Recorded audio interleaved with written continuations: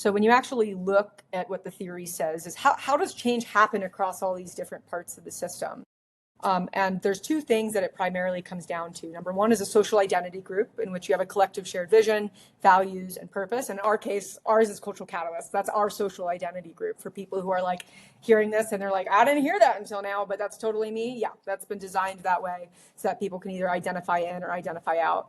And then the second thing that's actually required is something called resonant relationships. And a lot of people around me call it coherence, but that's actually not the correct word. Resonance is made up of three things: shared vision, shared compassion, and shared energy. And what's really interesting about shared compassion, because one of the things I was seeing with my high-level clients in setting these big goals with them that pull them forward, right, that give meaning and purpose to their life, expand their impact, and so far, they need peers. They were like surrounded by employees and contractors and basically the people that got them here won't get them to their next iteration. One of the things that the science actually tells us is that they actually need peers at their level of competence, which is a fancy word for basically says that has capacities. Founders who've built similar things, they're going to have similar skill sets basically, and they're easily going to be able to have compassion for each other. And what's really interesting about what the science actually tells us is their peer relationships, the relationship between different leaders, either creates something called PEA or NEA. And PEA stands for positive emotional attractor, and NEA stands for negative emotional attractor.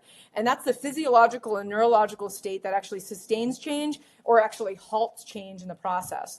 So what the science is actually telling us on how change happens is that you actually need the right peer relationships to have that shared vision, to have that shared competence and compassion, and to activate each other in what's called emotional and social contagion that actually fuels the change process. So what I'm trying to say is like your peers, and not necessarily the ones that got you here, but the ones that are serving and in alignment with who it is that you want to be, they act as like the fuel. Like you're going to a gas tank, like gas station, for example, and having the right peers around you is literally what is fueling your tank to be able to go and forward in the sustained and desired change process.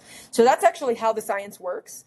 And one of the things that Richard actually talks about is when it comes to cultural level change, because cultural level change, it requires more data over longer periods of time and more capital to be able to actually track these longer studies. There's less information about how cultural change actually happens. And one of the things that we're hoping to do with the Cultural Catalyst Network is to actually get that data to be able to see and track these cultural catalysts over time and the impact that they make in their subcultures and their cultures to actually create the science. Quite frankly, the science is already there, but to create even more case studies of how cultural change actually happens and the actual measurables behind that.